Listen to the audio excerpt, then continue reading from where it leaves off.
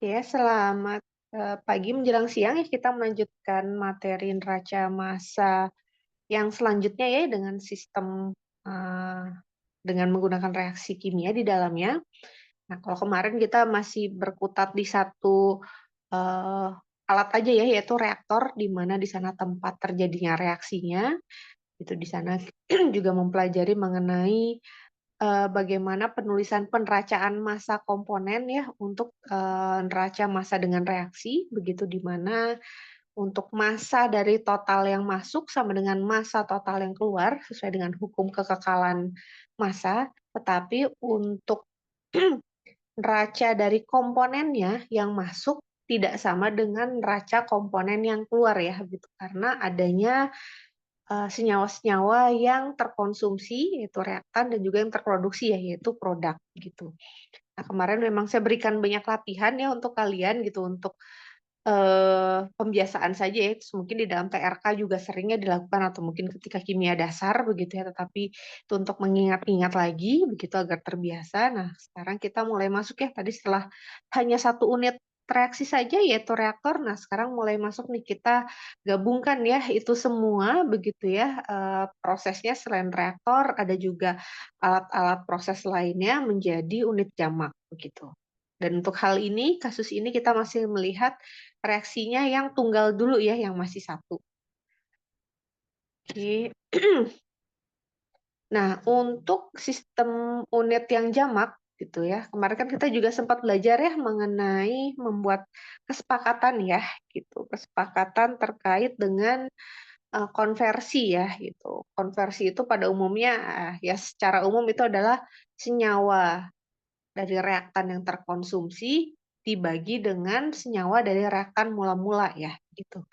Nah, itu adalah dari konversi. Nah, untuk konversi ini sendiri apabila dia sistemnya jamak gitu kan, mungkin kalian ingat-ingat lagi materi sekitar 2 minggu yang lalu ketika sudah, unit jamak itu kan ada neraca overall ya gitu, di mana kita melihat suatu sistem itu secara keseluruhan. Jadi kita sebut overall.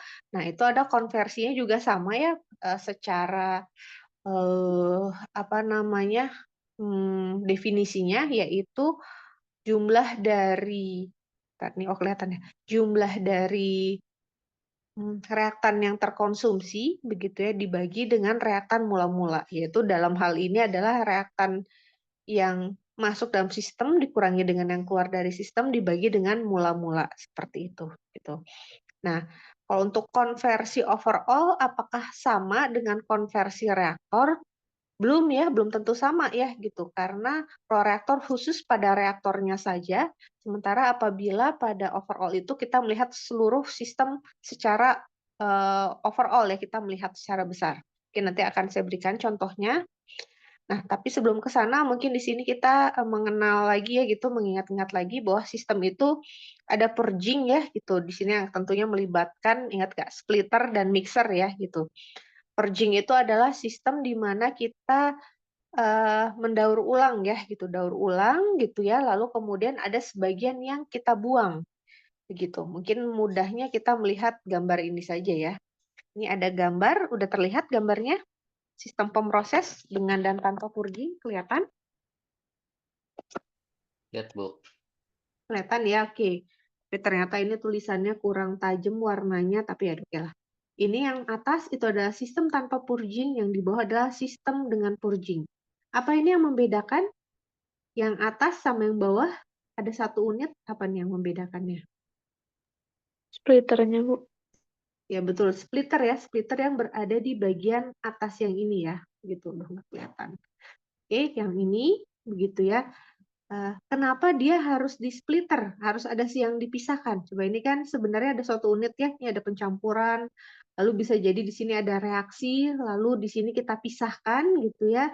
Reaktannya yang belum terkonversi kita masukkan lagi ke mixer untuk masuk ke dalam reaktor gitu. Itu kan bagusnya lebih hemat ya gitu, di mana kita memanfaatkan seluruh reaktan gitu sehingga tidak ada yang terbuang gitu. Menurut kalian kenapa sistem ini di kita selalu ada purging-nya, malah ditambah splitter? Kira-kira kenapa menurut kalian? Apa yang akan terjadi apabila misalnya nih aliran 5 terus masuk ke dalam mixer?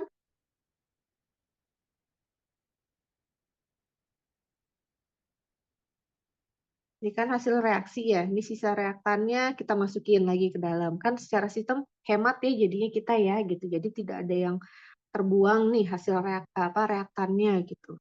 Kira-kira kebayang nggak nih kalian apa nih yang akan terjadi pada mixer, pada unit pemroses dan juga unit pemisahannya? Ini jumlahnya akan terus bertambah atau berkurang yang 5 menurut kalian? Kalau ini yang 5 keluar, terus kita masukin lagi ke sini, kita recycle dia. Akan nambah nggak nih kira-kira jumlahnya? Volume atau masanya dia, mana nih kira-kira?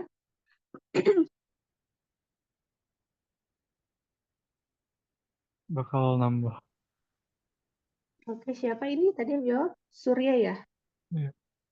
Oke, Surya, terima kasih. Betul ya, dia akan terus bertambah ya gitu. Jadi misalnya di sini ada sisanya kan karena konversi reaksinya di sini tidak 100% ya begitu. Makin lama, kelamaan walaupun di sini secara massa yang nambah ya, akan makin bertambah lagi ya. Akibatnya apa? Maka tidak akan terbentuk sistem yang steady state ya. Akan ada akumulasi massa ya di sini gitu. Menyebabkan apa? Ya, lama-lama mixernya ukurannya menjadi tahingga ya, besar sekali begitu. Bagaimana reaktornya? Sama juga gitu ya, karena yang masuk makin lama makin besar. Jadi kita tidak bisa men-state ya berapa ini unitnya, berapa ukuran reaktornya misalnya. Jadi otomatis ini akan semakin lama semakin besar menjadi tahingga begitu ya. Jadi tidak terbentuk sistem yang steady state gitu. Beda halnya dengan apabila ada splitter di sini gitu. Jadi dengan ada splitter itu ada sebagian dari komponen yang berada di aliran 5 itu akan dibuang begitu. Tujuannya untuk apa? Agar kita bisa men-state gitu agar proses ini ya terjadi secara steady state ya, secara tunak ya, seperti itu gitu.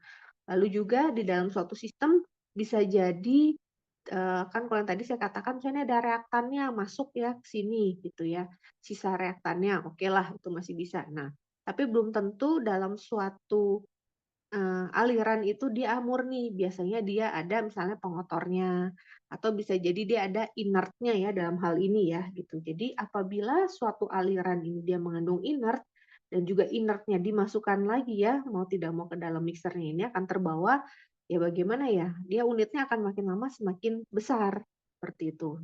Hingga mencapai tahingga ya, karena inertnya itu karena dia tidak bereaksi, lama-kelamaan dia akan membesar ya jumlahnya, begitu. Itu kurang lebih ya gambarannya. Sehingga mengapa apabila kita melakukan proses daur ulang, itu biasanya ada splitternya, ada pemisahnya, begitu. Untuk menjaga gitu, agar sistem ini bisa berlanjut secara steady state, kurang lebih. Untuk penracaan massa dari komponen inertnya di sini, misalnya digambarkan, inertnya artinya masuknya dari yang aliran 1, lalu dia keluar dari aliran 6 yang atas dan juga aliran 4, begitu. Nah, itu apabila ada aliran inertnya ya pada aliran 6 dan juga 4. Nah, tapi apabila misalnya di sini dalam proses ini pemurniannya cukup bagus pemisahannya sehingga inertnya hanya ada di bagian 6 dan 1 saja. Itu maka raca massanya berubah menjadi seperti ini. Kenapa di sini tidak ada reaksinya, tidak ada R plus atau min? Karena dia adalah komponen inert ya, dia tidak bereaksi. Jadi untuk komponen yang tidak ada tidak bereaksi ya atau inert itu sendiri ya seperti penracaan massa biasa begitu.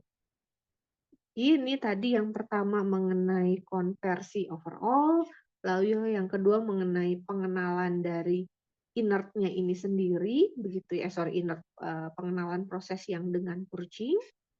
Lalu kemudian yang ketiga ini adalah, nah ini apabila sebenarnya ini menggambarkan itu semua ya, apabila prosesnya itu tidak ada purging-nya, begitu ya, maka nanti tidak akan steady state ya seperti ini. Jadi akan ada akumulasinya, begitu ini yang dm per dt, begitu ya dari inertnya, itu yang akan mengakibatkan apa namanya, ukuran dari alat prosesnya akan terus membesar, begitu. Mungkin untuk memudahkannya, di sini ada satu case, begitu. Kalau misalnya kalian punya buku, Pak Heri, begitu ya, buku Neraca Massa dan Energi, bisa menyimak soal ini.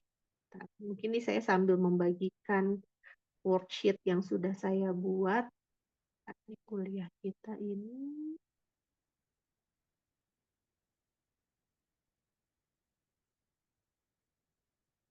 Oke, di grup saya baru mengirimkan worksheet ya, lembar kerja.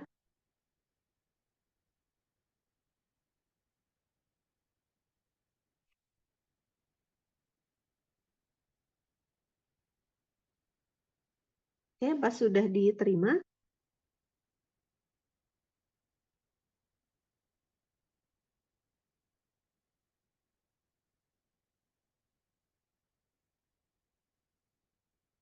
dari worksheet yang sudah saya kirimkan ini sama ya seperti yang ada di PowerPoint ini ya, gitu. Jadi Anda coba lihat di bagian yang paling bawah ya, yaitu neraca massa sistem multi unit dengan reaksi ya, gitu. Nah, ini agak saya ubah-ubah bentuknya sedikit, nah tapi sama ya. Jadi kalian bisa kotret-kotretnya di sana saya lihat kan sebagian besar ada tablet, kalau nggak ada tablet ya udah ditulis di kertas aja juga tidak masalah ya. Gitu. Nah, ini silakan Anda baca dulu ya, gitu ya. Di sini ada suatu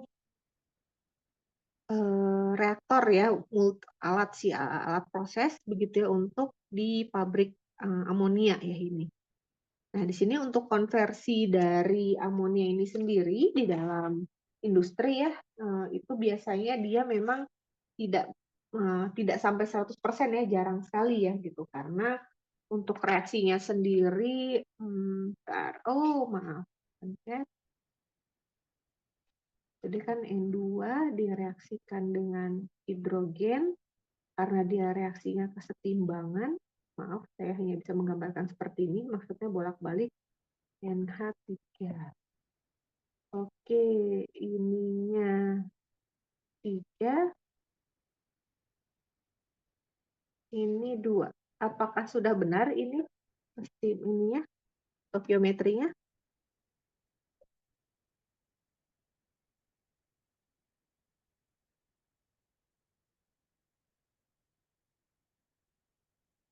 Ada yang tahu ini sama seperti PR kalian nomor berapa coba reaksi ini yang kemarin baru kalian kerjakan?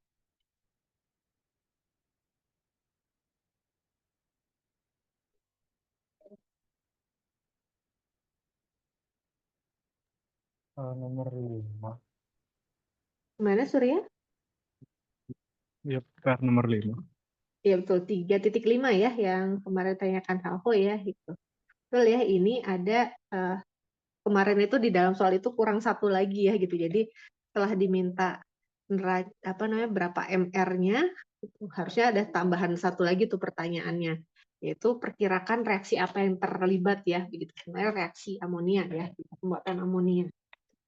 Nah, untuk reaksi ini sendiri ada yang tahu tidak? Kira-kira nih eksoterm atau endoterm? Pernah baca-baca?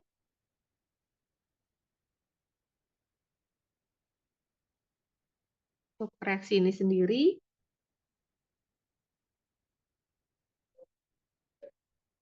seingat saya ya, gitu, koreksi saya bila saya salah, begitu ya. Untuk reaksi ini berlangsungnya secara eksoterm ya, gitu, dan dia merupakan reaksi kesetimbangan, gitu, bisa bolak-balik. Nah, sehingga kesetimbangannya apabila kita ingin arahnya ke arah produk, yaitu amonia, maka dia harus berlangsung pada tekanan yang tinggi dan juga pada temperatur yang rendah. Nah, kita kaji satu persatu ya gitu. Kalau misalnya dia itu pada pada temperatur yang rendah, akibatnya apa? Laju reaksinya juga tidak bisa terlalu tinggi ya, begitu ya. Jadi perlu dicari temperatur mungkin optimalnya atau temperatur optimalnya gitu. Lalu di lain sisi juga apabila tekanannya itu tinggi sekali gitu. Akibatnya apa? Ini kan gas ya, nitrogen dan juga H2 itu gas ya. Dia bisa berlangsungnya kesetimbangan ke arah kanannya apabila dia pada tekanan yang tinggi. Akibatnya apa? Kalau tekanannya tinggi, alatnya jadinya mahal ya gitu. Jadi misalnya kalau nggak salah dia bisa sampai 200-an atmosfer ya untuk reaksinya sendiri. Nah, akibatnya apa? Alatnya lumayan mahal, bukan lumayan mahal ya tepatnya begitu ya. Nah, oleh karena itu biasanya dilakukan adjustment begitu agar mendapatkan konversi yang ekonomis untuk skala industri begitu. Saya lupa rasanya sekitar 20 atau 30% ya untuk konversi reaksinya ya gitu. Ya, mungkin itu sedikit ceritanya mengenai kenapa ya tidak bisa sampai 100% ya untuk konversi reaksi amonianya ini sendiri gitu.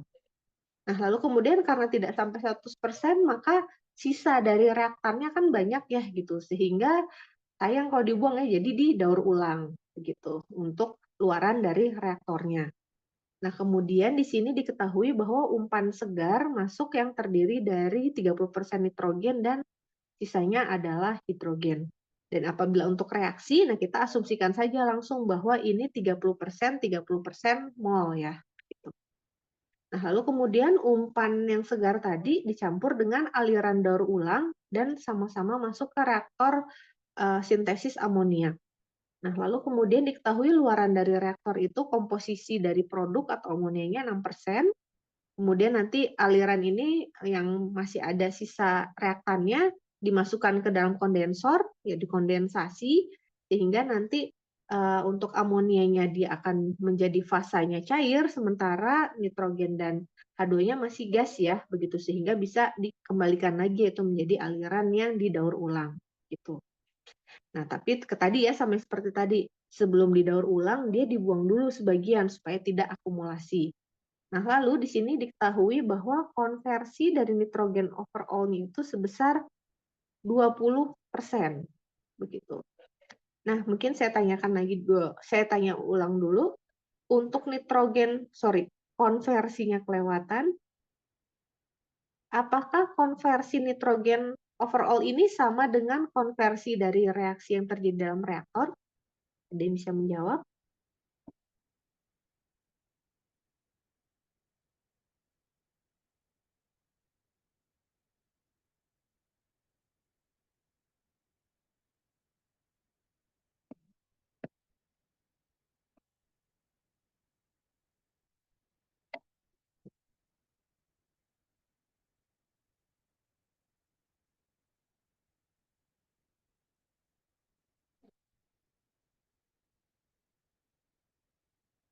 Nah, ini konversi nitrogen overall. Kira-kira apa nih yang dimaksud dengan konversi nitrogen overall? Mungkin di situ dulu.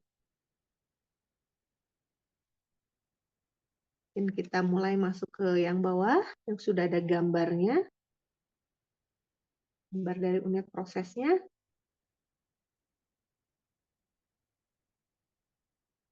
Nih, konversi nitrogen overall. Tadi sempat dijelaskan.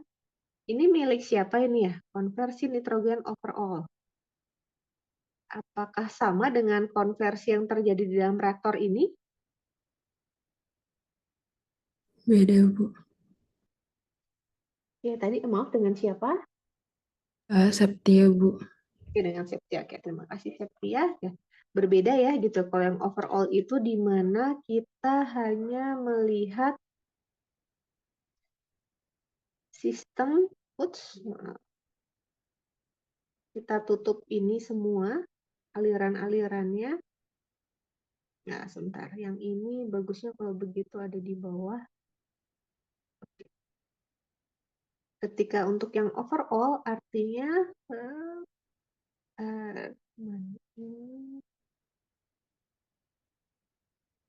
Oke, kita tutup seperti ini ya. Jadi untuk konversi overall yang di sini kita hanya melihat sistem yang masuk dan yang keluar secara ya overall tadi ya setelah kita tutup dia sebagai black box ini ya gitu.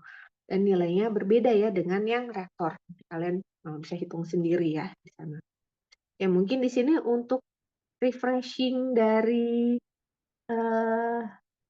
ADK begitu, mungkin ada yang bisa bantu. Di sini kan sudah disusunkan, maaf, dari diagram alir prosesnya dari informasi tadi yang disampaikan, begitu sudah dituliskan, lalu kemudian di sini sudah ada komposisinya juga, itu rasanya. Nah, di sini mungkin agak tricky-nya adalah namanya ya, kan aliran N1, N2, N3, kebetulan di sini ada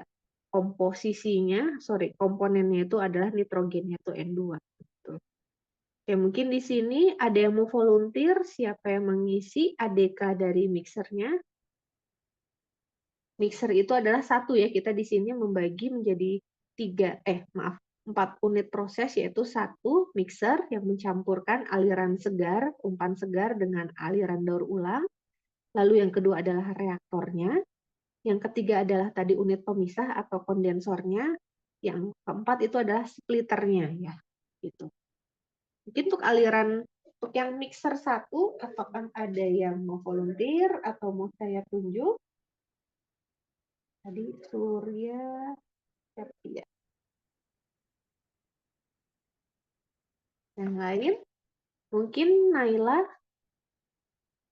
Ada Naila? Ada, Bu. Oke ya, mungkin tolong bantu saya untuk mixer. Kita isi ADK-nya.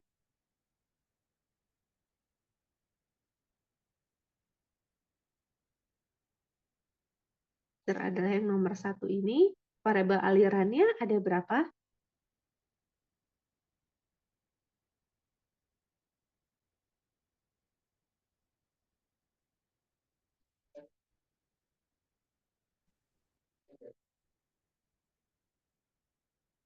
Ada 4, Bu. Ada 4, yang mana saja? Yang N2. Maaf, boleh dibesarkan lagi suaranya? Yang mixer 1 kan ya, Bu ya? Iya, betul. Mixer yang ini, yang warna hijau yang sedang saya putar-putar. Ada 6, Bu. Ada 6. Oke, ada 6. Oke, 6 berasal dari mana saja? Yang di N1-nya ada 2, N2-nya juga ada 2, sama N7-nya ada 2. Ya, betul. Oke, lalu apakah ada reaksi terlibat dalamnya? Nggak ada, Bu. Ada, oke. Kaca massa TTSL-nya? Ada 3. Ada 3 apa saja?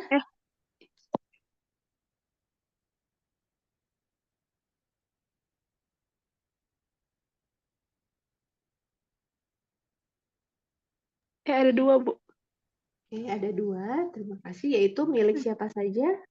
N2 sama H2. Betul. Terima kasih. Laju alir ada yang diketahui? Nggak ada. Oke. Komposisi yang diketahui ada berapa? Ada 2. Ada 2, mana dan mana? Di N1, yang N2 sama H2-nya. Oke. Kalau kemarin berdasarkan kesepakatan kita, apabila ada 2 Oh ya, cuma 1 jadinya ya, Bu ya? komponen. Iya, betul. Oke, jadi -1 ya? Iya. Oke, ada hubungan pendukung tidak dari soal tadi? Mana nih soalnya ya? Sebentar, saya cari dulu.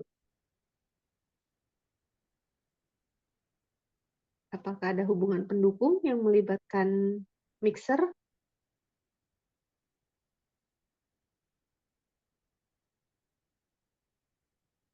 Nggak ada ya, Bu? Ada ya, oke. Kalau kira-kira nih, yang ini milik siapa nih? Yang konversi nitrogen overall? Apakah milik reaktor?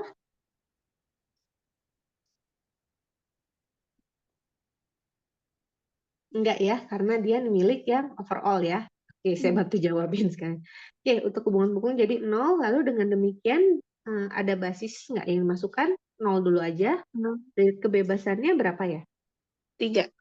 3. Artinya dia kurang data atau kelebihan data?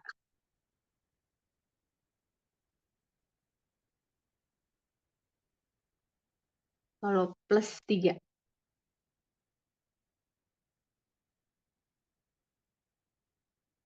Underspecified atau overspecified?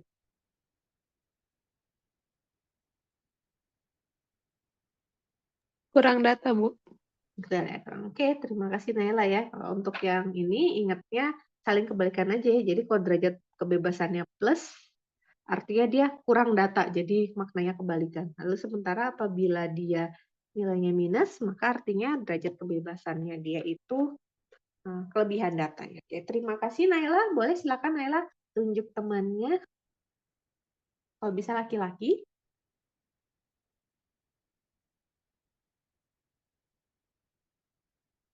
Razif, Bu. Oke, Razif. Mana nih the lucky one? Hadir, Bu. Oke, ya. Silakan Razif mengisi untuk yang reaktor. Reaktor 2 itu berarti variabel alirannya ada 1, 2, 3, 4, 5, 6 juga. Ada 6 apa saja? N2H2 dari N2H2 dari N2. Betul. Terus, itu N3 ya? Berarti N2H2 sama NH3. Berarti 5 harusnya. Oke, ada 5. Oke. Tuh, kode nggak mau. Up. Sip. Oke, kemudian apakah ada laju reaksi di sini? Laju reaksinya tidak ada. Nggak ada. Kenapa? Karena tidak ada reaksi. Kalau di reaktor, apakah ada reaksi apa tidak? Oh, ada. Ada ya. Oke, jadi 1 ya. Reaksinya itu apa yang terjadi di sini? Itu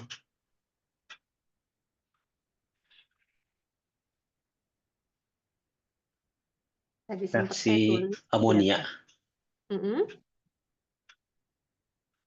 Reaksinya artinya yang ini kan ya, yang saya sempat tuliskan ya. Oke ya.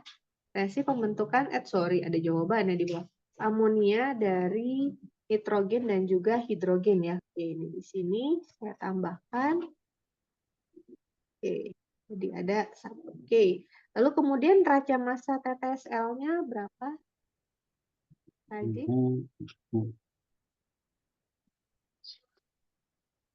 Ada 3. ada 3. Oke, lalu laju alir diketahui. Laju alirnya 0. Komposisi Posisi diketahui. diketahuinya juga 0. Nah, sebentar. Kayaknya saya tadi ada yang Atau kurang ada data. di Ini ya, luaran reaktor amonia 6%. Saya tadi ketinggalan ini. Artinya perlu harusnya NH3 di 6%. N3 ya. Sama dengan 6% ya. Itu ya tadi saya ketinggalan. Oke. Jadi Berarti ada jadi 1. 1. Oke. Hubungan pendukungnya ada tidak di sini kalau dari narasi ini? Dari akumulasi berlebihan dalam reaktor.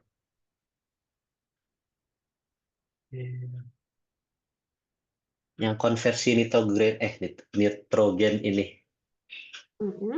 Apakah itu termasuk dalam hubungan pendukung milik reaktor?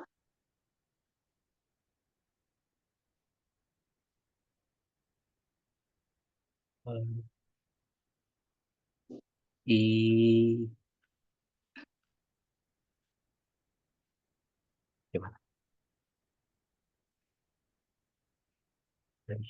Kan tadi kalau overall artinya melihat dia secara keseluruhan ya. Oh iya. Oke, kalau reaktor, kok jadi Oh, jadi 3. bukan dia karena dia overall. Jadi dia tidak tidak termasuk. masuk ya.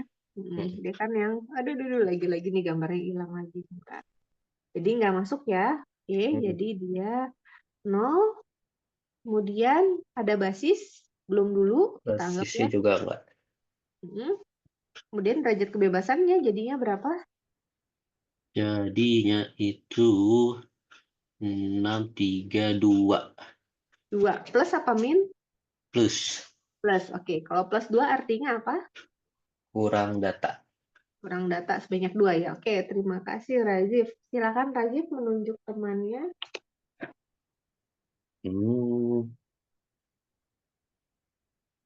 Siapa ya? Ananda, Bu, Ananda. Oke, Ananda. Oh, Ananda ya. Oke.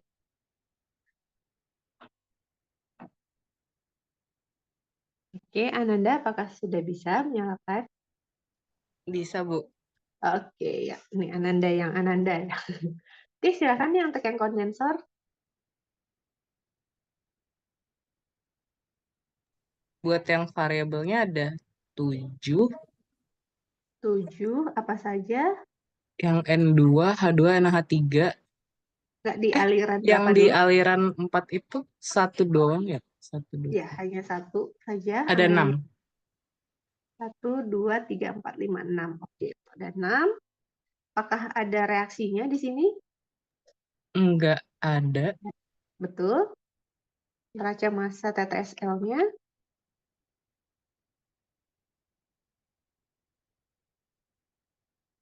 Ada 3. Betul ya, milik natrium jadi nitrogen, hidrogen, dan juga amonia ya. Oke, laju alir yang diketahui ada tidak di sini? Enggak ada. Betul, masih 0. Komposisi yang diketahui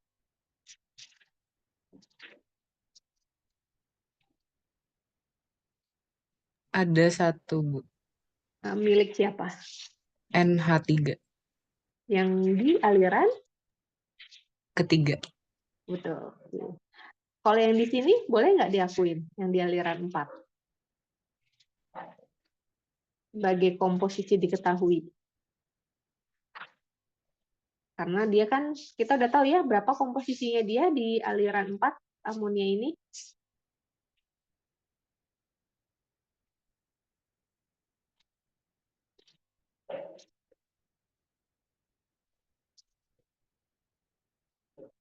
Loh, maaf, apa sinyal saya hilang? Tadi gimana, Bu? Maaf, enggak ini. Oke, kan tadi katanya kompositornya -1 yaitu yang dimiliki angka 6% ini ya, amonia yang pada aliran 3.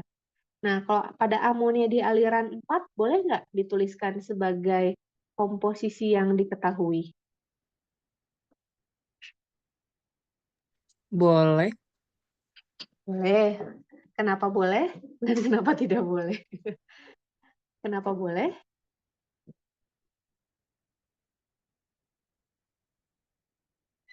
Karena di kondensornya dia cuma mau misahin NH3 sama reaktannya.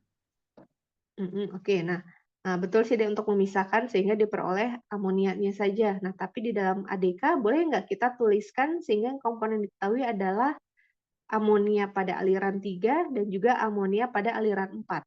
Jadinya nilainya -2. Boleh nggak?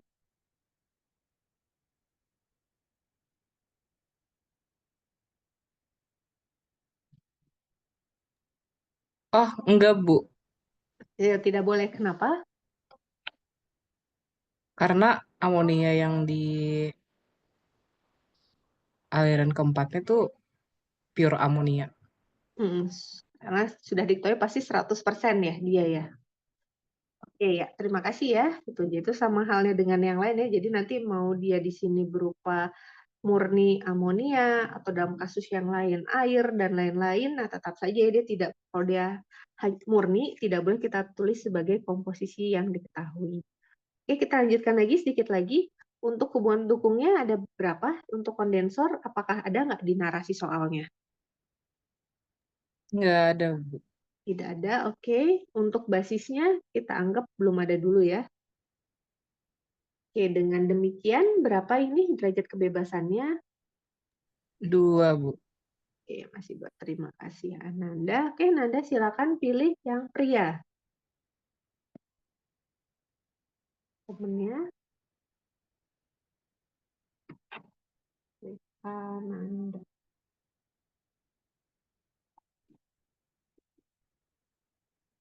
Nansya, Bu. Nansya, oke. Nansya, wah ini karena namanya mirip-mirip ya, Ananda, Nansya.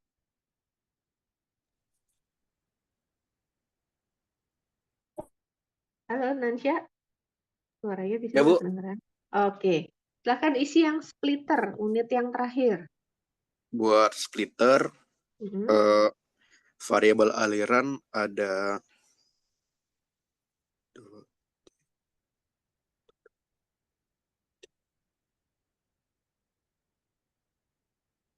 ada 5, Bu. Ada 5, apa saja? N5, Itu N5 atau N6 ya? N6 ya, Bu, yang di ini keluar. Yang atas keluar kanan, Bu. Yang ini Iya, itu N5. Oh, N6. N6. Oke. Ada Oke, N5, N6, N7. Oke. Ada berapa alirannya, variabel alirannya? Variabel aliran ada totalnya ada 5, Bu. N5, N6, N7 sama N2, H2. Sebentar. Kok 7? Kok ada 5? Jadi ada 6 ya? 1, 2, 3, 4, 5, 6.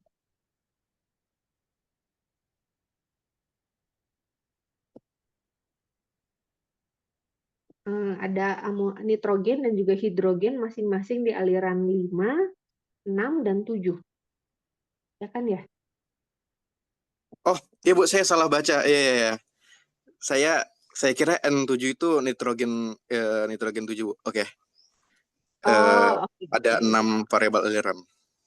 Ya, oke. Ya memang nitrogen di situ. Oke ya. Jadi di sini ya, ini ada 6. Oke, lalu kemudian apakah ada reaksi di dalam splitter? Tidak ada, Bu. Nggak ada, sehingga 0. Neraca massa TTSL-nya ada berapa? Ada 2. Ada 2, min 2. Lalu laju alir, apakah ada yang diketahui? Laju alir nggak ada yang diketahui, Bu. Oke, 0. Komposisi yang diketahui ada tidak? Tidak ada. Tidak ada. Oke, lalu hubungan pendukung ada nggak sih splitter ini? Hubungan pendukung ada Hmm. Berapa tuh? 1. 1. Itu diperoleh dari 2 aliran dikurangi 1 dikalikan dengan 2 komponen dikurangi 1, gitu ya? Betul. Iya, Bu. Oke, ya. Jadi sama dengan 1. 1. Mungkin dalam hal ini min 1 ya, maaf ya. Oke, kalau basisnya ada nggak di sini? Nggak ada sih, Bu. Udah ada basis ya, belum kita tentukan di sini 0. Jadi dengan demikian berapa nih di splitter? Derajat kebebasannya 3, Bu. 3. Oke, terima kasih. Nansya, silakan tunjuk temannya. Saya nunjuk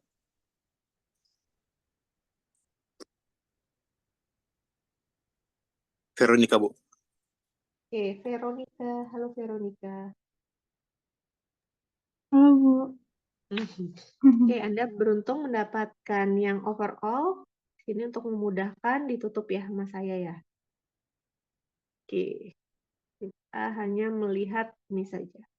Oke, dengan peneracian overall sendiri ini mohon diisi ADK-nya mulai dari variabel reaksi. Maaf, variabel reaksi, variabel aliran. Maaf ya. 1, 2, 3, 4, 5, Bu. Betul, 5. Lalu kemudian laju reaksinya. Laju reaksinya tuh yang awal itu bukan, Bu? Masuk, Bu? Iya, apakah di dalam sistem ini ada reaksinya? Ada 1. Ada. Oke, reaksinya ada berapa reaksi? Ada 1, Bu. Cuma 1, oke, betul. Nah, untuk neraca massa TTSL-nya sendiri ada berapa ini? Ada 3. Oke, min ya, nilainya min 3. Laju alir, apakah ada yang diketahui? Nggak ada, Bu. Tidak ada, 0. Oke, komposisi yang diketahui? Ada 1. 1 aja nggak sih? Iya, 1 aja. Betul, 1 aja sih. Dia aliran 1 ya. Oke. Hubungan pendukung, apakah ada yang diketahui dari soal? Coba. Terus Coba ke sini ya.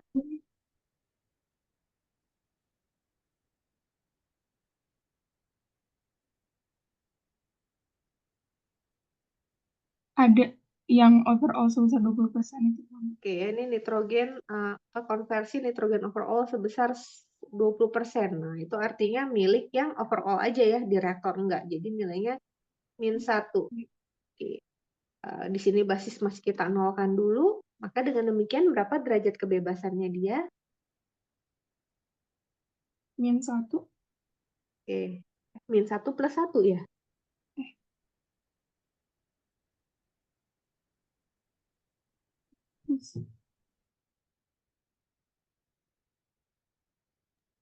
+1 ya.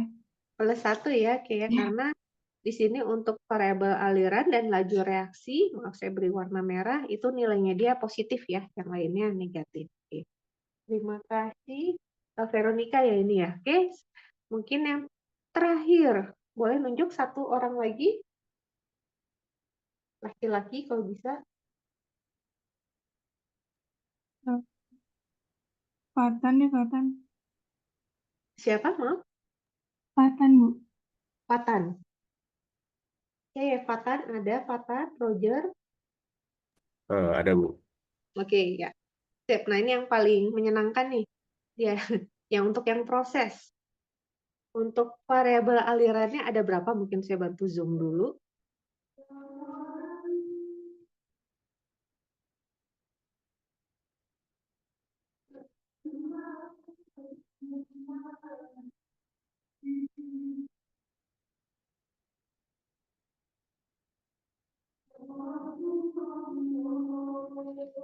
Variabel alirannya ada berapa, Fatan? Untuk proses? Ada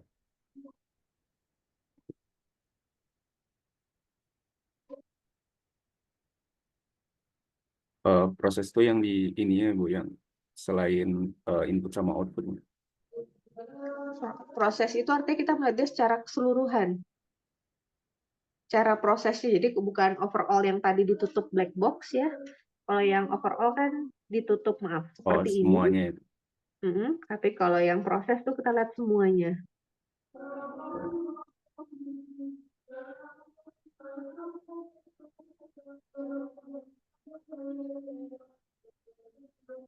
Ada 14. Ada 14, oke. 1, 2, 3, 4, 5, 6, 7, 8, 9, 10, 11, 12, 13, 14. Oke. Laju reaksinya 1. 1, tuh. Untuk neraca massa TTSL-nya Ada 3. 3 dari mana? Oh, yang N2 0,3, A2 0,7 sama N3 6%. Ada berapa jadi neraca massanya? Ada 3.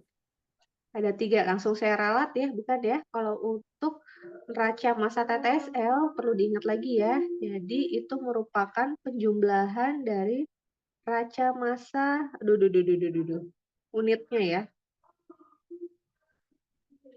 Khusus untuk neraca massa TTSL ya pada proses. Jadi menjumlahkan dari neraca massa TTSL unit-unit yang terlibat di dalamnya ya. Jadi ini berapa? Min 2 ditambah min 3 tambah min 3 ditambah min 2. Min 13. Berapa? Min 13. Kenapa min 13? 2 tambah min 2 tambah min 3. Min 5, Ini min kan 5. overall nggak masuk. Yang kita Oh, lihat hanya splitter ini aja, sampai Min splitter 10. min 10 ya. Oke ya, jadi ini yang suka kelewat ya. Jadi khusus untuk neraca massa TTSL, untuk yang proses, itu kita tinggal jumlahin aja ya dari neraca massa TTSL tiap unit prosesnya. Ini laju alir diketahui tidak di sini? 0. 0, oke. Komposisi yang diketahui ada berapa? Iya, ada 3. Ada berapa? Ada 3. Ada 3, yang mana saja? Yang N2 0,3, A2 0,7. Sama N3 6%. Maaf, boleh diperbesar suaranya di sini ada yang ngajak. N2 0,3, A2 0,7. Oke. Sama NH3 6%. Oke. Nah, ini diingatkan kembali ya, kalau misalnya kita udah mengetahui, misalnya ini ada dua yang udah kita ketahui, bukan dua ya, misalnya ada 2 komponen, lalu salah satunya sudah diketahui nilainya, maka yang komponen berikutnya terhitung nggak, Fatan? Enggak. Terhitung dong ya. Misalnya kan kita ada 2 komponen nih. Kalau kita totalkan kan misalnya yang namanya fraksi itu dijumlahkan nilainya 100% kan ya? Iya. Fraksi begitu. Nah, jadi misalnya kita sudah mengetahui salah satu saja, misalnya ini nitrogen, begitu, maka otomatis nilai dari H2-nya, fraksinya terhitung nggak? Diketahui nggak? Diketahui. Bisa diketahui, tinggal kita kurangi saja. Maka dengan demikian, khusus untuk yang aliran satu ini hanya bisa yang kita cantumkan komposisi diketahui hanya satu ya. Pilihnya bebas mau N2 atau H2, tapi cuma boleh diklaim satu aja ya, Fatan ya. Ya. Oke, lalu kemudian apalagi kalau yang ini N3 kita klaimnya berapa? Belum. Satu aja ya tetap ya, karena dua lagi kita nggak tahu ya gitu, karena misalnya ini ada 3 komponen, hanya satu yang diketahui, maka kita hanya bisa menuliskannya, sorry,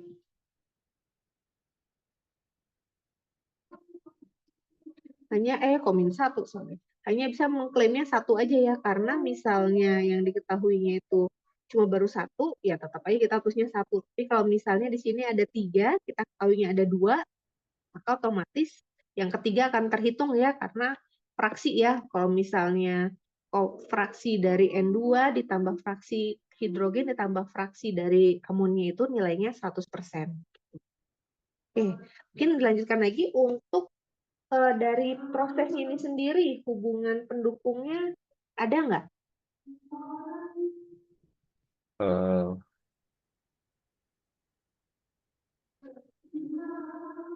Eh, tidak ada, Bu.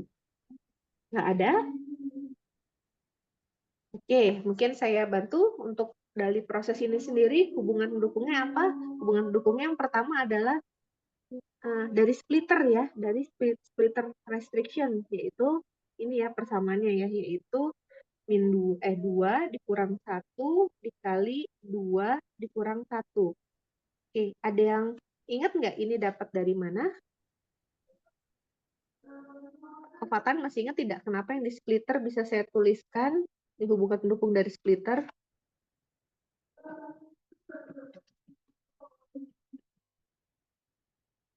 Dari splitter restriction ya, yang coba nanti dilihat lagi catatannya, yang jumlah dari aliran dikurangi 1 dikali dengan jumlah komponen dalam aliran dikurangi 1 ya, sehingga nilainya min 1. Oke, lalu yang kedua itu adalah kok ini nggak bagus, gemes susah nih ya lah ya, ini nilai dari splitter restriction. Terus yang kedua ada yang tahu kira-kira dari mana ini hubungan pendukungnya?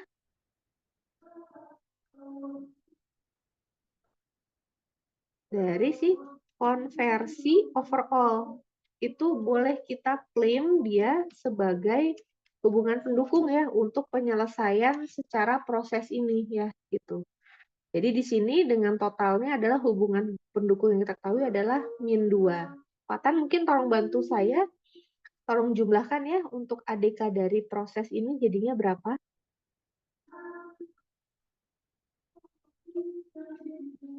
Jadi 0.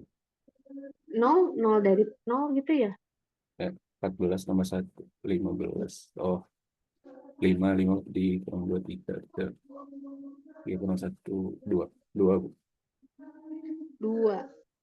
Nah, ini kan 15 dikurangi 10, 5 dikurangi 2, 3 dikurangi, ini min 1, dan min 1 Oh, sisanya 1 ya? jadi 1. 1, ya. Oke, makanya dengan demikian apakah ini bisa kita selesaikan nggak nih? Kalau prosesnya ADK-nya dia tuh nilainya 1, menurut Fatan gimana? Bisa diselesaikan atau tidak? Tidak.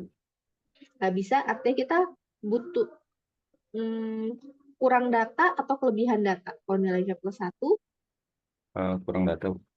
kurang data, oke. Nah, kira-kira supaya bisa diselesaikan, strategi apa nih yang akan Fatan lakukan? Nggak perlu satu data lagi nih. Nah, kira-kira data apa nih yang mau ditambahkan? Apakah data komposisi yang di sini? Atau laju alir? Atau apa? Mungkin laju alir. Ya, laju alir. Nah, laju alir mana nih yang direkomendasikan oleh Fatan? Ada 7 nih laju alirnya.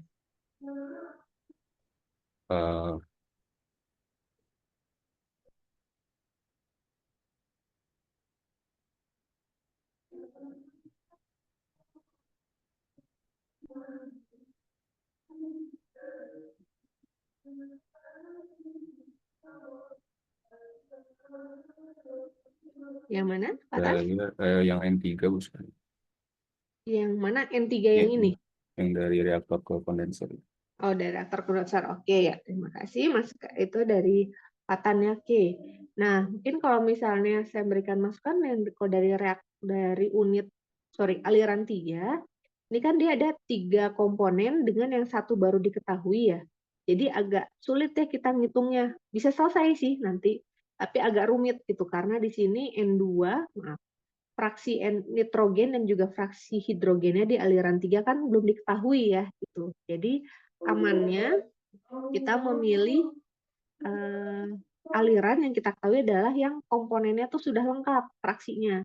Misalnya bisa jadi N1 ya, aliran 1 di mana kita sudah tahu komposisinya, dan juga aliran keluaran ya yang N4 yang mana amonia 100%. Tunggu sebentar ya, lagi azan di tempat saya, izinkan sekitar 3 menit ya untuk rehat.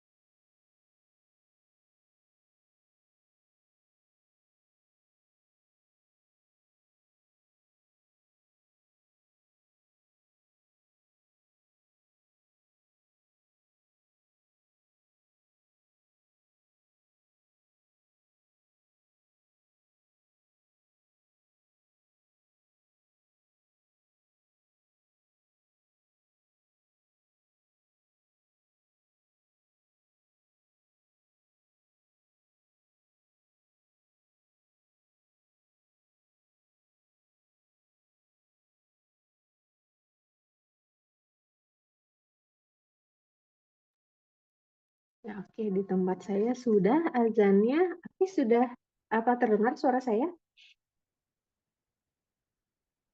Udah, Bu.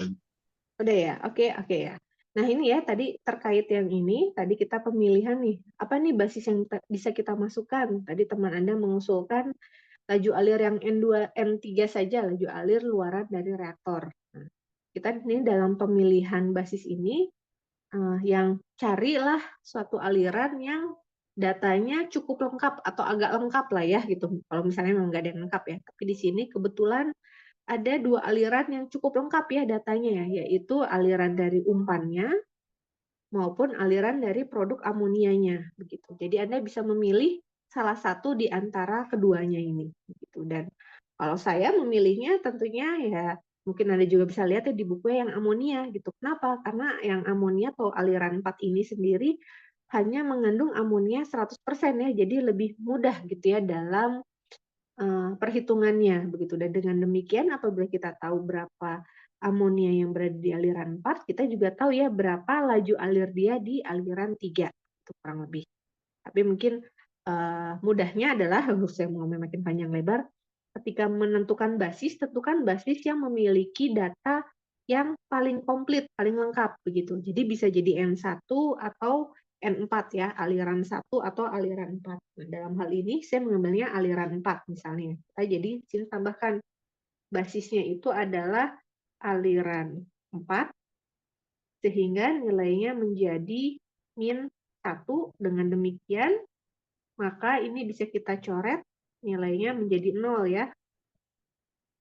Jadi 0 begitu. Jadi kalau misalnya dia ADK dari prosesnya itu adalah 0, maka bisa diselesaikan. Nah, efeknya ini bagaimana ke yang lainnya? Nah, ini ke overall jadi berubah ya basisnya, yaitu ada aliran 4 gitu ya. Kita tambahkan di sini. Maaf ini dia jalan-jalan. Saya sudah lama tidak mengajar secara online, jadi agak lumayan ya ini. Kita geser-geser. Kita masukkan. Oke. Nah, dengan demikian di sini juga sama ya. Dia kita coret ya. Nah, maka persamaannya menjadi 0. Sorry, DK-nya derajat kebebasannya. Mana lagi nih yang pengaruh? Nah, artinya yang kondensor ya, yang ada aliran 4-nya di sini. Yaitu ada aliran 4 di sini.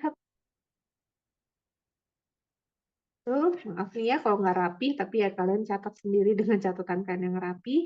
Maka dengan demikian di sini derajat kebebasannya dia menjadi 1 gitu. Paling itu saja signifikannya ya perubahannya gitu. Jadi setelah Anda memasukkan basisnya gitu Anda pilih, jangan lupa ya gitu diproses supaya kan kita pengennya agar bisa selesai gitu ya apa namanya penracaan masanya, lalu kemudian Anda mundur lagi dicek untuk aliran yang Anda masukkan justifikasi sebagai basisnya, efeknya kemana di overall, kebetulan dia masuk dan juga di aliran apa ini namanya kondensor ya di dalam unit kondensor. Nah, ini baru ADK-nya ya, panjang ya gitu karena tadi ngerjainnya saya nunjuk satu-satu. Mungkin kalau kalian ngerjain sendiri jauh lebih cepat ya gitu. Di sini harapannya ya kalian mengingat refresh lagi ya gitu bagaimana pengisian dari ADK untuk unit yang multi jamak begitu. Nanti berikutnya saya serahkan kepada kalian ya untuk pengerjaannya. Nah, mungkin ini saya agak lewati bagaimana nanti penyelesaiannya ketika Anda mendapatkan ADK seperti ini. Ya, yang dikerjakan adalah yang overall-nya dulu. Anda buat penracaan massa secara overall-nya gitu ya. Lalu juga di sini Anda mencari hubungan pendukungnya ya. Nih mungkin saya langsung masukkan di sini yaitu konversi overall itu saya harus masukin gambarnya ya ke sini artinya oke, untuk yang konversi overall itu mana ini?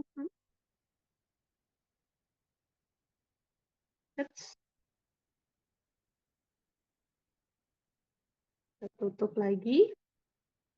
Nah, untuk yang overall itu kita hanya melihat yang berada di dalam kotak ini. Ini kok ketutupan ya, sebentar.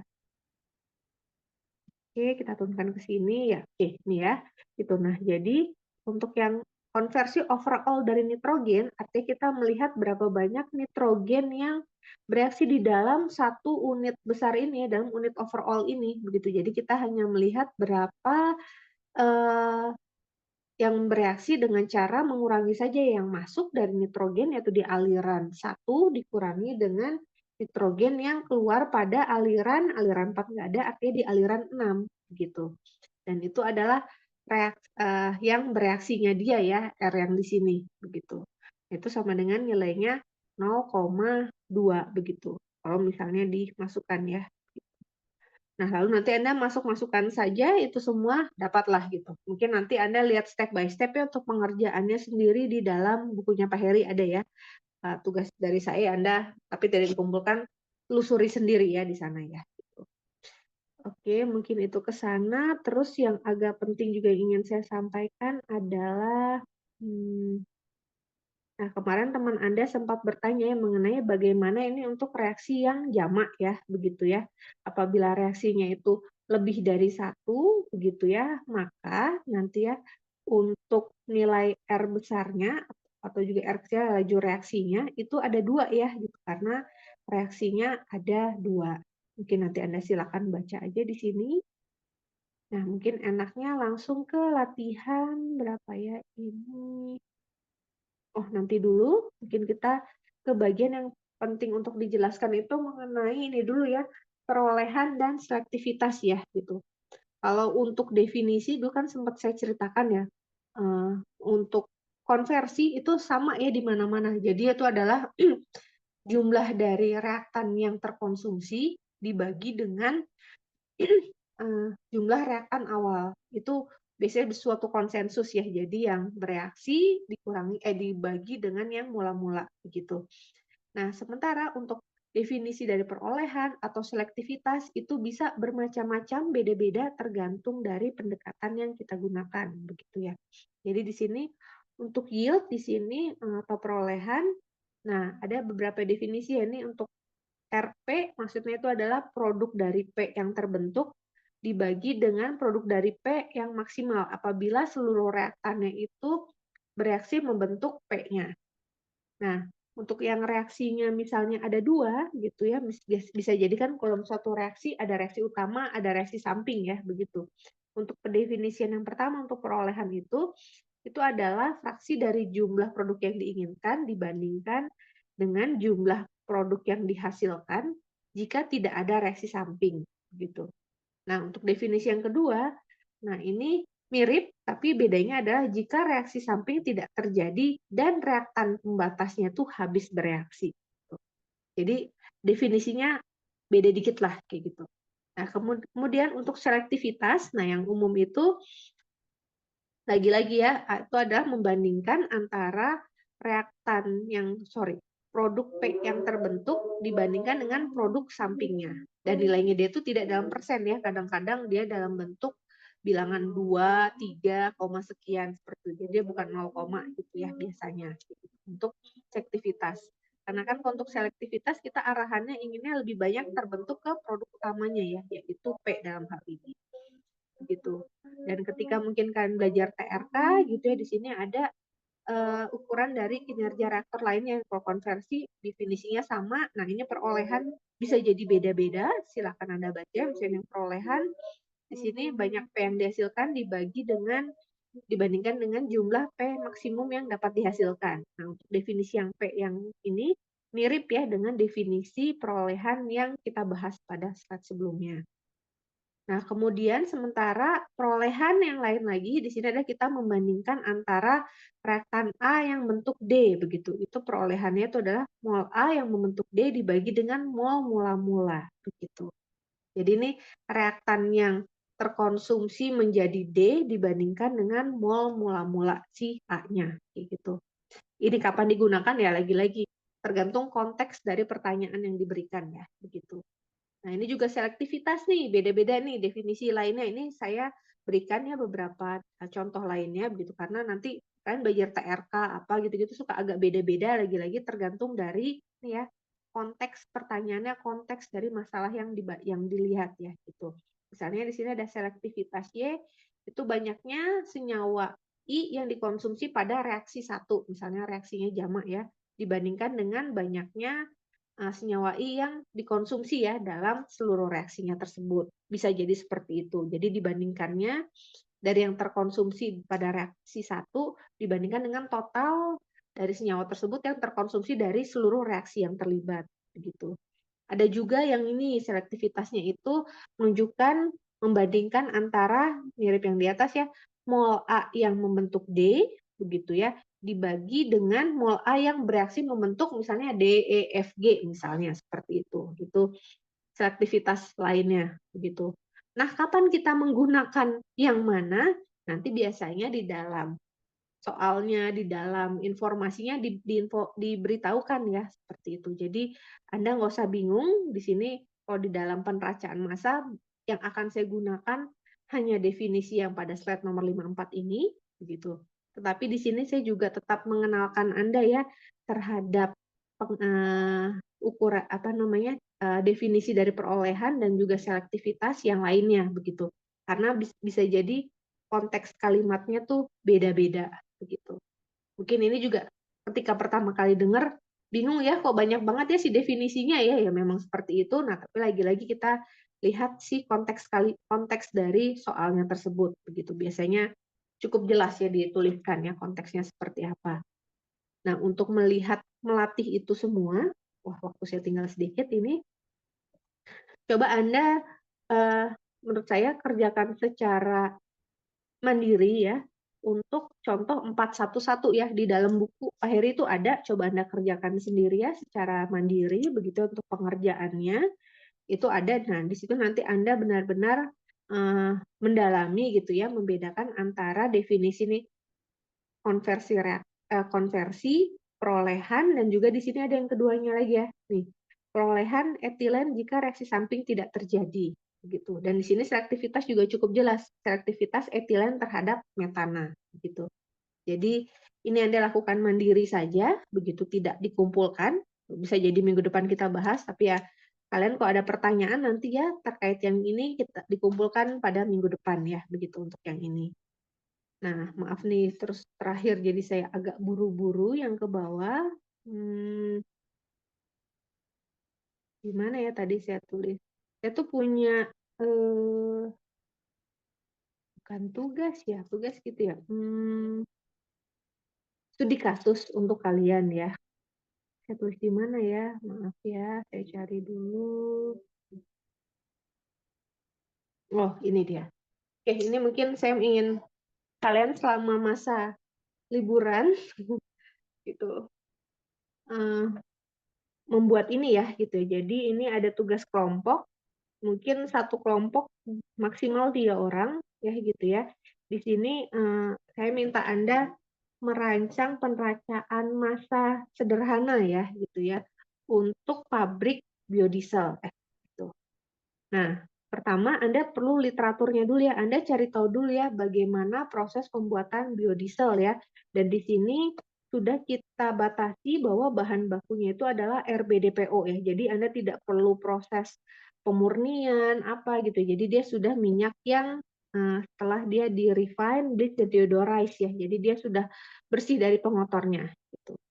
Dan dalam hal ini Anda boleh gitu mengambil suatu pendekatan misalnya dianggap trigliseridanya itu dia kaya akan tripalmitin misalnya atau asam palmitat gitu. Boleh gitu ya. Jadi dia tripalmitin misalnya pendekatannya. Boleh sekali itu asumsinya yang bisa Anda gunakan ya gitu. Nah, tugasnya itu apa? Sebenarnya saya hanya ingin Anda tuh menghitung ya dan merancang proses untuk pembuatan biodiesel ya gitu ya. Untuk kapasitas biodieselnya artinya kapasitas produknya sebesar 100 kg per jam gitu. Nah, kenapa bukan dalam mall ya? Karena biasanya di dalam pabrik bukan dalam misalnya pabriknya apalagi ini biodiesel cair ya. Nah, itu biasanya dijual dalam bentuk liter atau kilogram ya atau tonase biasanya. Nah, jadi Anda rancang ini ya prosesnya begitu ya. Nah, lalu kemudian Anda buat asumsi-asumsinya. Jadi misalnya Anda asumsikan kan untuk reaksi biodiesel itu sendiri sebenarnya kan ada 3 tahap ya di dalam kuliah, pernah dibahas juga ya kuliah yang lain ya. Yaitu di mana dia dari trigliserida jadi digliserida menjadi monogliserida, begitu, lalu terakhir menjadi gliserol.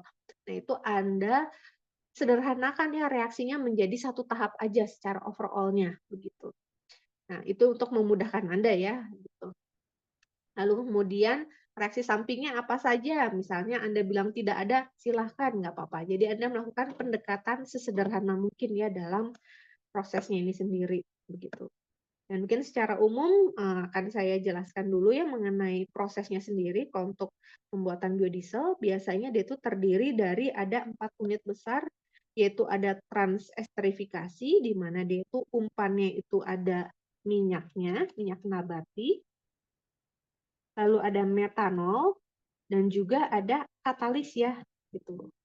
Katalisnya ini boleh Anda bisa melakukan pendekatan berdasarkan literatur yang Anda baca. Ini diasumsikan oleh kalian sendiri, biasanya tuh sekitar 1-5%, begitu ya. Jadi silakan Anda pilih ya. 5%. Oke. Nah, dia direaksikan di sini gitu membentuk ya ada apabila dia reaksinya 1% kan menjadi fame dan juga ada gliserol ya untuk keluaran dari reaktor transesterifikasinya. Nah, lalu kemudian, karena gliserolnya ini sendiri memiliki densitas yang beda ya, dia lebih berat. Nah, jadi di sini separator itu utamanya untuk memisahkan antara fraksi yang kaya akan gliserol, dipisahkan dengan fraksi yang kaya akan fame ya, kaya akan fame. Begitu yang ini.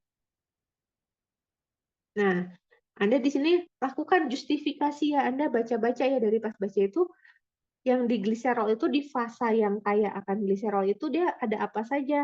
Apakah sisa katalisnya ada di sini, atau metanolnya ada di sini, atau trigliserida ada di sini? Nah, itu Anda definisikan sendiri, begitu. Begitu juga dengan yang fasa yang kaya akan famenya, gitu. Apakah dia hanya fame saja, atau dia masih ada sedikit katalis, atau masih ada gliserol? Nah, ini Anda lakukan justifikasi ya, begitu. Dan justifikasinya realistis ya, jangan biar gampang, oh ini reaksinya 100% gitu ya. Ya nggak kayak gitu ya, lalu dia terpisah sempurna, nggak kayak gitu. Tapi Anda lakukan justifikasi sendiri lah gitu dari paper yang Anda baca begitu. Nah, kemudian nanti di sini dalam proses yang sebenarnya setelah fraksi yang kaya akan fame dan dia ada pengotornya, pengotornya Anda cari tahu apa saja, dia dicuci dengan menggunakan air ya, gitu. Nah, di sini Anda juga melakukan justifikasi gitu. Biasanya dicucinya berapa kali sih? Terus berapa banyak ini pencuciannya gitu. Jadi ini bisa jadi Anda justifikasi misalnya cuci sebanyak dengan kadar airnya itu masanya 10% dari aliran masuknya misalnya. 10% massa boleh gitu. Lalu kemudian di sini jumlah total pencuciannya misalnya dicuci sebanyak berapa tahap ya, misalnya dicuci 6 tahap, 6 kali gitu. Jadi Anda hitung ya penracaan masanya. Nah, begitu ada yang dicuci artinya kan ada yang keluar ya. Ini artinya adalah fasa pengotor air dan pengotor. Nah, pengotornya apa? Anda definisikan sendiri begitu. Sementara di sini sudah yang keluarannya adalah fame bebas pengotor misalnya, boleh Anda membuat klaim seperti itu. Nah, tapi dia masih ada airnya ya di dalam proses di dalam fame ini sendiri masih ada air. Lalu di sini dikeringkan, nanti fasa yang keluar ke atas itu adalah uap air. Lalu di sini dapatlah produknya adalah fame, misalnya 100%. Gitu. Nah, ini ya gitu, tolong selama bulan puasa ya, selama liburan ini Anda ya berkelompok, saya tahu sih lagi liburan dan agak-agak sulit koordinasi gitu ya, tetapi bisa lah ya gitu kan ada apa namanya, Zoom dan lain-lain, ada WA juga begitu, Anda bentuk kelompok 2 maksimal 3 orang begitu ya, membuat seperti ini. Pada intinya adalah saya ingin tahu, jadi misalnya untuk membuat biodiesel 100 kilogram butuh minyaknya berapa kilo, metanol berapa banyak, katalisnya juga berapa gitu. Lalu apa saja nih, apa namanya, pengotornya, produk sampingnya ada apa saja, seperti itu. Jadi ini tolong Anda kerjakan gitu ya, selama ya libur lebaran inilah, nanti pas hari pertama lebaran ya silakan Anda kumpulkan gitu. Nah itu waktu maksimal ya, kalau misalnya Anda mau langsung ngerjain, besok kumpulin juga nggak apa-apa gitu. Jadi Anda selama selama lebaran ini benar-benar liburan, seperti itu. Ini untuk tugasnya, mungkin ada pertanyaan dari kalian?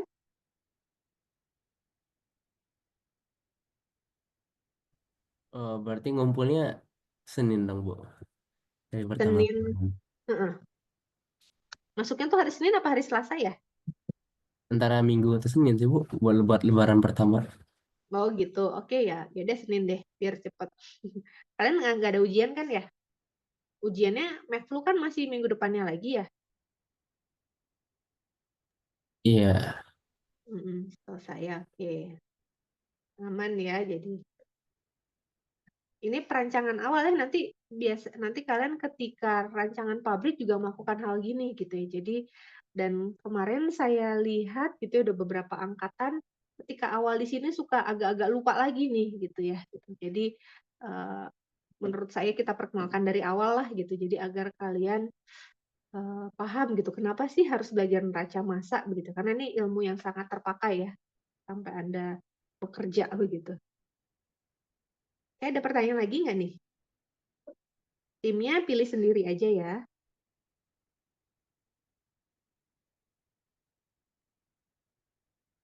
Ya ini kalau menurut saya sih cicil aja ya dari sekarang begitu ya ini gitu ya yang Anda lakukan apa namanya untuk tugasnya ini. Saya print screen aja. Terus nanti kalian silakan itu kan definisikan dari penjelasan saya. Itu ya, tugas yang kelompok yang dikumpulkan. Lalu ini ada tugas yang tidak saya kumpulkan tetapi ini menjadi pengayaan kalian, yaitu di sini adalah persamaan reaksi ya. Jadi kalau persamaan reaksi itu sendiri, tadi kan contohnya baru 1 ya. Tapi ketika lebih dari 1, terutama lebih dari 2, itu biasanya kita harus mengecek TTSL-nya ya, gitu, ketersambungan secara linier dari persamaan reaksi. Nah, di dalam slide tersebut sudah dijelaskan ya tahapan-tahapannya, begitu ya. Saran dari saya Anda baca contoh 4.14 ya di dalam buku agar Anda bisa mengetahui TSL ya dari suatu persamaan reaksi ya gitu. Nah, ini nggak saya jelaskan karena waktunya juga tidak cukup begitu ya materinya ini dan menurut saya ini bagian dari pengayaan begitu. Tapi di sini adalah pentingnya adalah bagaimana kita memilih reaksi mana nih yang bisa kita gunakan ya nanti gitu. Itu ya kurang lebih. Nah, ini silakan ini Anda baca mandiri, saya nggak akan tanyakan gitu ya Anda sudah belajar atau belum begitu ya. Tapi ini mohon contoh 4.14 Anda pelajari secara mandiri ya begitu. Oke. Mungkin itu dulu yang bisa saya sampaikan karena sebentar lagi kalian ada kuliahnya Bu Aci ya. Ada yang mau ditanyakan atau dikonfirmasi silakan.